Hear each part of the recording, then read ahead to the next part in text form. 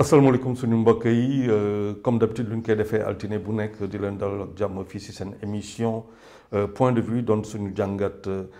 émission sur Madère TV que vous pouvez voir comme je vous le dis tout le temps sur www.maderpost.com, les applications telepac.net ou africaorigine.net. Nous avons aussi l'Imex TV. Alors au sommaire de notre numéro aujourd'hui, c'est la politique qui revient, mais on ne va pas en parler pendant très longtemps. C'est toujours concernant la liste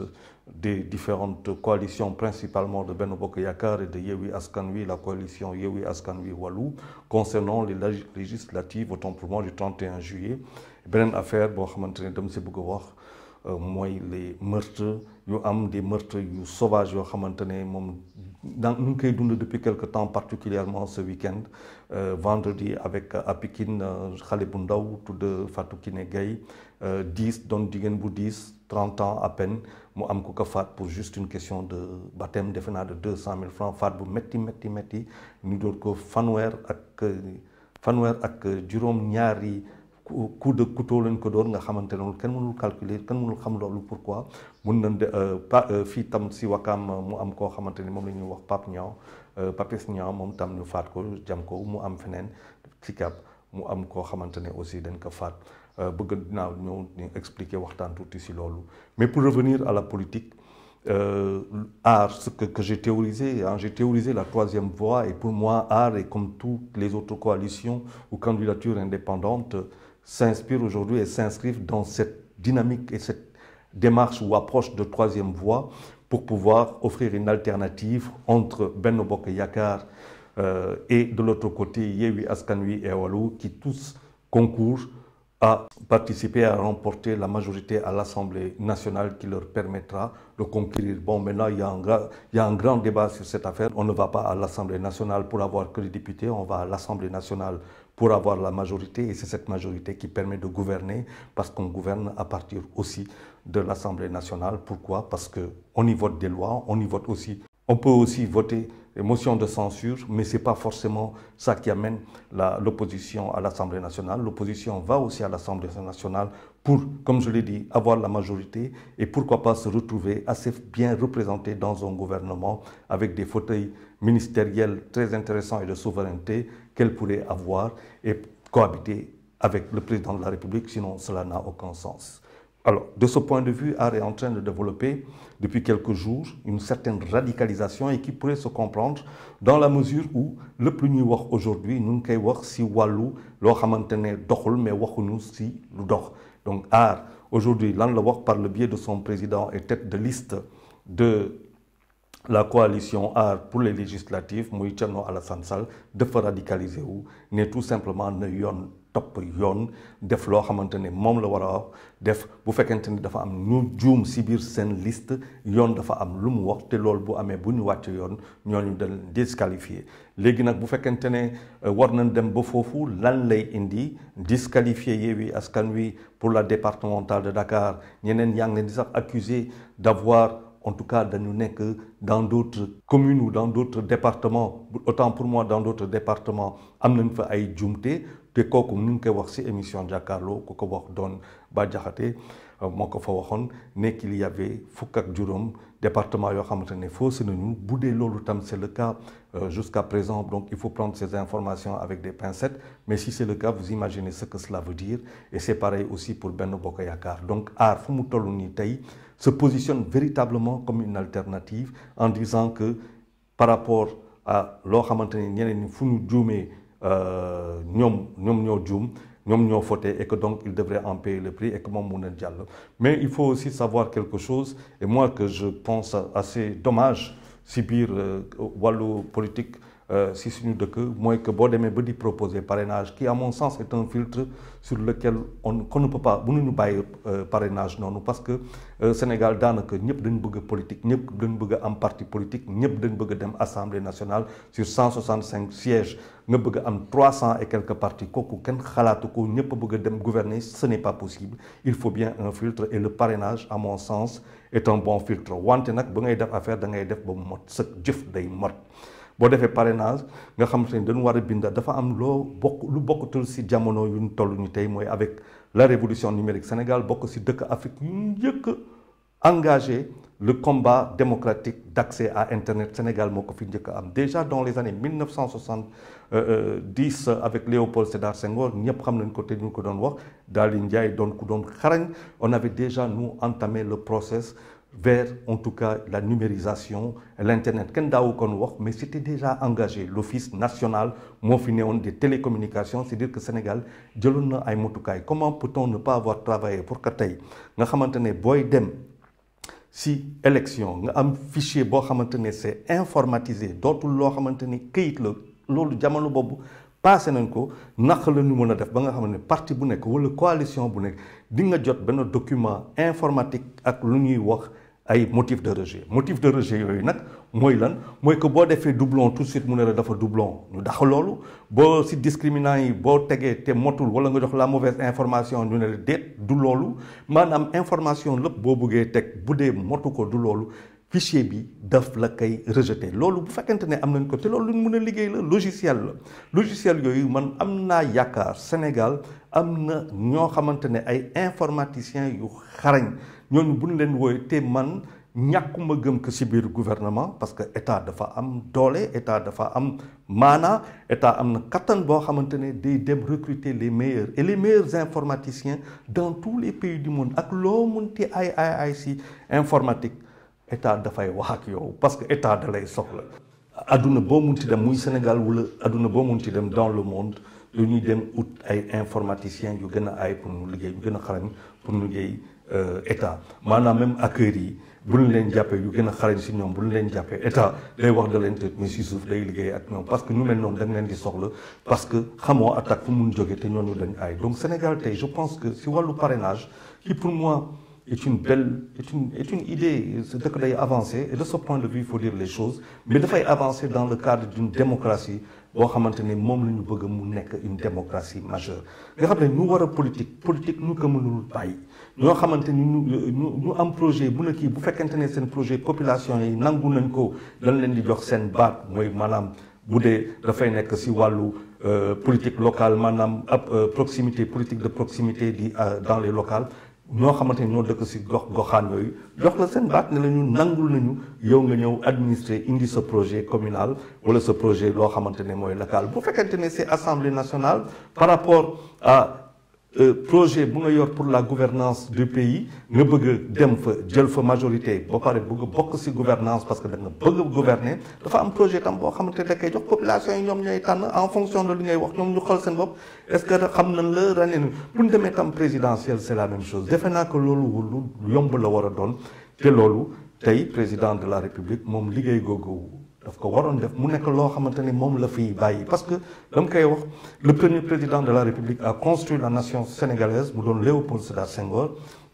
deuxième président de la République Abdou Diouf a construit la démocratie ñu bëgg ko ñu bañ ko tous ces partis aujourd'hui ñu ngi dund c'est grâce à Abdou Diouf et qui a montré au soir de mars 2020 autant pour moi mars 2000 Abdou Diouf def lu rëy woo président de la koo xamante ni moo ko succédé muy Abdoulaye Wade maître Abdoulaye Wade nekk ko félicité naa ne ndam bi yaa ko jël defe naa loolu leçon démocratique boobu bu ñu ko amee Abdou Diouf moo nangu lu bëri nangu Sénat nangu loolu yëpp moom moo liggéey la démocratie Abdoulaye Wade indi lu mu fiy indi tabax na fi ay tabax yu am maanaam ba pare décomplexé def na tam lu baax si wàllu googu décomplexé les Sénégalais ba nit ñi tey képp koo si gis d'entre nous nga xamante ne avant day jafe si yow pour nga mën a def politique mën a nekk ministre wala mën a nekk directeur général parce qu'il y avait le baume Abdoulaye Wade a démocratisé l'accès à la politique. Le président Macky Sall est en train de faire un travail. Tout n'est peut-être pas bon, mais on ne peut pas dire qu'il n'y a rien. Ce n'est pas vrai de le dire. Là où on attend le président, en tout cas, fu ma koy xaar man comme ni man Sénégalais boo xamante ne dama gëm démocratie mais démocratie avec justice démocratie avec intelligence mooy mu bàyyi fi loo xamante ne buy dem dëkk bi dina ko remercier pour toujours si wàllu démocratie politique. Donc il y a une troisième voie qui est en train de se positionner. Il est très dommage ñu xool ay constat erreur yu am mais yooyu itam buñ ko mënee xool l'erreur étant humaine ñi war a sonn ñi di liggéey avec des pressions yu doy waar il faut que ñoom tam ñu analyser seen biir pourquoi erreur yooyu am est-ce que ay mag ñoo doon liggéey te ba pare boo tegee mag xam nga très bien entre julli 5 heures du matin ak yu demee noonu charge de travail pression bu métti bi est-ce que mag yooyu mun nañ ko supporter fekk ñoom ñu analyser il faut tout analyser war nañ analyser mais quoi qu'il en soit yoon moo war a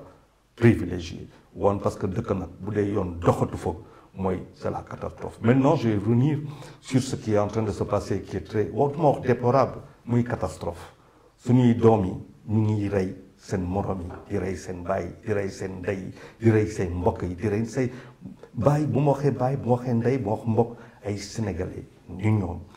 nekk ay ndaw ñi nekk ay élèves ñi nekk ay étudiants ñi nekk ay travailleurs ñi nekk ay yaay ñi nekk ay baay ñi nekk ay tante wala ñu toog di rey pourquoi loolu am pourquoi aujourd'hui on se retrouve avec une jeunesse extrêmement violente ay xale yu tuuti di gannaawu ay jaas yu toll nii di dóor suuf si ku ñu gis ñu jam la ku ñu gis ñu rey la pour jël loo xamante ne amul maanaam lan moo mën a expliquer loolu boo xoolee suñu policiers yi xalaat ba mooy que tey war nañ leen gën a jox ay gànnaay pour que nga xamante ne déjà ñu dissuasif boo leen xoolee si mbedd ga nga xamante ne ñii daal dootuñu ay caaxaan parce que pour man jamono lu muy doxee tey boo xoolee lu xew Brésil boo xoolee dëkk bépp mu am population et je le dis tout le temps très très très jeune 77% de Sénégalais qui ont moins de 35 ans il faut prévenir et c'est de ce point de vue je pense que nous sommes en retard sur beaucoup de choses et ce serait très dommageable de penser que c'est l'État du Sénégal seulement qui est en retard. L'État du Sénégal ne fait pas des enfants, il encadre les enfants. Ceux qui font les enfants, il faut qu'on se parle aussi entre nous. Il faut qu'on se parle entre nous. Balaa ñuy jow ci raison yi yu bëri dañuy xool d'abord quelle est la responsabilité de nous-mêmes les parents bu ñu xoolee puxus yoo xamante ne léegi dañuy wax sax lii chaud maanaam si biir kër yi dafa xat ñi ñuy bëri ba nga xamante ne si guddi bu jotee ñëpp mënuñu nelaw en même temps si nekk si kër ga wala si néeg ya pour la seule et simple raison que amuñu place faw que ñuy nelaw guddi ñi ñuy nelaw bëccëg mais ban projet loolu ban projet de société la quel est le projet familial def ay xale nii rek et puis on a absolument rien à leur offrir muy école privée nga xamante école privée xalaatuloo ko sax école publique dañuy toog di passer leur grève c'est-à-dire on vit des choses yoo xamante ne amul sens faw ñu toog ñu waxtaan suñu biir foog ñu toog ñu waxtaan gendarme yi war nañ leen jox policiers yi war nañ leen jox militaires yi war nañ leen defar lu ñu war a defar dafa bëri mais gannaaw loolu avant ñuy charger état mais ñun nañu xamante duñu dëgg suñu biir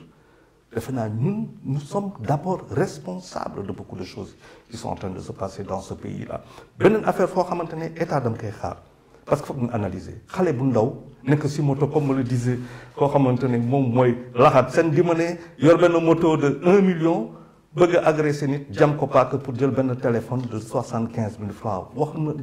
comme explique le sens de cette affaire-là comment peut-on être sur une moto à moins que ñu ne moto bi dañ ko sàcc mais moto bi buñ ko sàccee dama cak-cak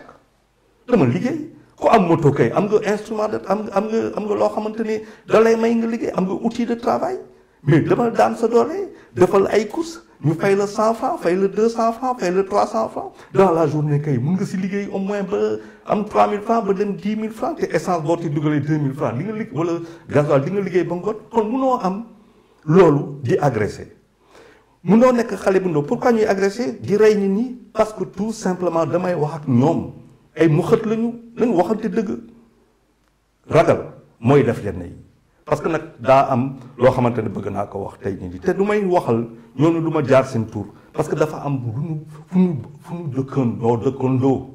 nekk xale bu ndaw ñooñu bu dee doo xamante ne ñu ngi nee ba fii xëy na léegi ay mag lañu ñooñu dem waxi ak xale yi ne leen amoon na jamono lu ngeen di def nii daf mës a am violence bi moo amuloon mais am na loo xamante ne mënul ne tey xale yi bu ñuy téye di rey mais ragal parce que ku ragal mooy rey ku am fit day def loo xamante ne lu mu war a def la les grands bandits dañ daje ak ñoom xam nañ leen dund nañ ak ñoom mais daaw ñu dégg yenn yi pourquoi xale yi di rey mais il va falloir ñu xam ko xale bu ndaw téye sa jaas yi mais boo jëlee jaas yi mooy que tu vas l'utiliser pourquoi nga koy utiliser mooy que tu n'as pas confiance en toi pourquoi amoo confiance en toi lu ngay dund ak loolu yëpp mu am leneen lu si ñëw nag rax te loolu nag il y a quelques années de ça mooy les drogues parce que ñu ngi wax mais xale yi yenn tueries yi comme ni ñu xoolee suñu doom bi Fatou Kiné Gaye lu ñu ko faatee 37 coups de couteau sur une femme enceinte une jeune fille kooku dans quel état la newoon bu muy def affaire googu lan la jëloon parce que il y a quelques années de cela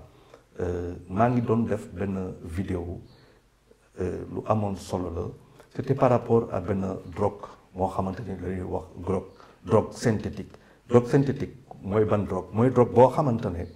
du ay ingrédients naturels moo nekk ci drogue dafa am ingrédient naturel wala drogue naturelle bu ñuy jël buy nit ñi di jël di ko utiliser pour droguer wu pour am loo xamante ne ay sensation wala ay stimulation dafa am beneen drogue boo xamante ne dégg naa mu ngi daw drogue boobu nag drogue de synthèse la drogue de synthèse mooy lan mooy que ay produits chimiques la ñuy jël di ko mélanger ay méthamphétamine fii en 2015 justement 110 kilos lañ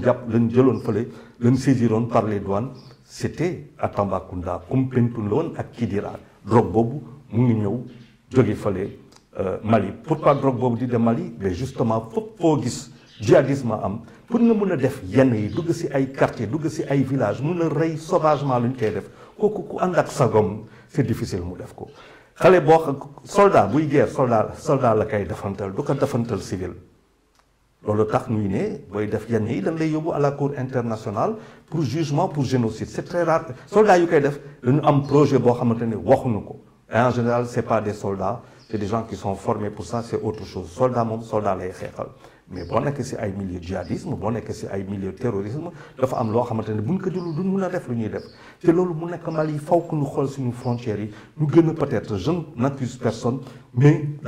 2015 bu ñu jàppee méthamphétamine bi jàpp 110 kilos ça montre déjà muy doon benn drogue de synthèse ça montre déjà que affaire bi mu di est-ce que xale yi loolu la ñu jël defe naa war nañ xalaat loolu am na benn drogue bu bu dangereux moo gën a dangereux LSD gën a dangereux ecstasy LK2 bu doon benn drogue bu xewoon États-Unis il y a pas très longtemps il y a quelques années de ça moo doon benn drogue bu ñu doon wax zombie j'ai oublié le nom mais nit ñi comme zombie doon téye nit ñi ci mbedd bi di leen matt di leen parce que il voulait du sang bu ñu jëlee drogue bi dañuy dugg ci ay état second nañu xool suñu doom yi lan la ñuy consommer est-ce que c'est de la drogue il y a un combat à mener et kooku c'est l'État bu dul drogue qu'est-ce qui se passe dans nos familles pour qu'il y ait un tel niveau de violence ba nga xamante ne xale yi balaa ñu wax asalaamaaleykum faat nañ la kooku foog ñu xool ko waxtaan ci te loolu du question bu ñu waxee ay kilifa yi wala suñuy njiit ci diine yi ñu wax ci loolu c'est mën nañ ci ñoo wax mais bu ñu analyser wul civil da ngay wax ak koo xamante ne da lay dégg da ngay wax ak koo xamante ne da nga koy faj ba pare mu mun a xam on a une société de plus en plus malade je le dis tout le temps gisaguñu dara en espérant que j'ai tort sur toute la ligne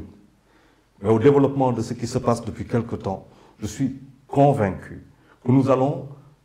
vers ce qui se passe au Brésil et ce qui se passe au Brésil dans certains quartiers du Brésil quand vous regardez les vidéos c'est totalement surréaliste au point où les touristes n'osent même plus venir et un pays ne peut se développer que sur 3 volets 1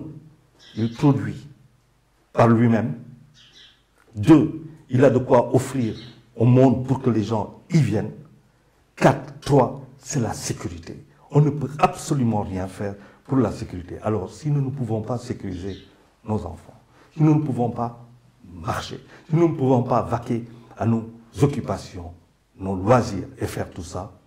mais comment pour autant assurer la sécurité des étrangers j'ai vu la vidéo et je vais finir par ça de Abi Nour qui a fait une vidéo c'est dire quand Abi dit ça quand d'autres femmes parce qu'elle est porteuse de voix va jusqu'à dire et d'autres femmes vont jusqu'à avoir peur pour dire les choses comme ça jusqu'à interpeller le président de la République c'est que l'heure est très grave monsieur le président de la République vous êtes le garant de ce pays comme dit notre cher père Mansour